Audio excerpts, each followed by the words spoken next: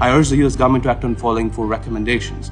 First, impose targeted global Magnitsky sanctions on Indian officials driving this persecution, including Chief Ministers Himanta Biswa Sarma, Yogi Adityanath, Pushkar Singh Dhami, and other senior BJP leaders, and on the RSS, the Bajrang Dal, and the Vishwa Hindu Parishad.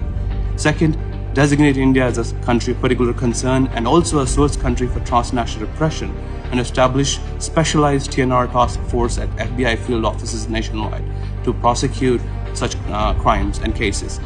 Third, USERF should examine the role of private companies whose machinery has been used in the destruction of minority properties, hold them accountable, and ensure they adopt binding human rights safeguards.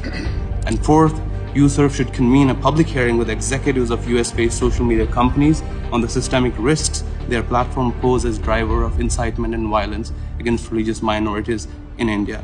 And US-based social media platforms like Facebook, Instagram, YouTube, and X serve as a central infrastructure for spreading this hate and bigotry and incitement to violence. Of the in-person hate speech events we documented in 2025, videos from nearly 97% were first shared or live streamed on social media platforms.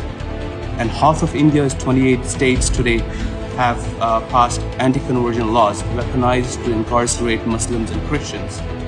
And many activists and journalists, some including my friends, languish behind the bars under the anti-terror laws like UAPA. The regime has also revoked the foreign funding licenses of nearly 22,000 non-profit organizations under the Foreign Contribution Regulation Act. And the Special Intensive Revision, or the SIR, of electoral rolls is now being deployed to disenfranchise minority voters. As my co-panelist Dr. Chatterjee just mentioned, more than 9 million voters were excluded before last month's state elections in West Bengal. SIR now forms a triad with the Citizenship Amendment Act and the National Register of Citizens, enabling widespread disenfranchisement of Indian Muslims.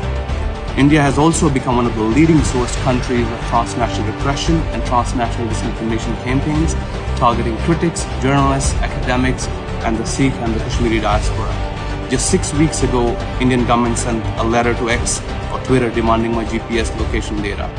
This is the length to which the state I'm testifying today is willing to go to silence its critics abroad.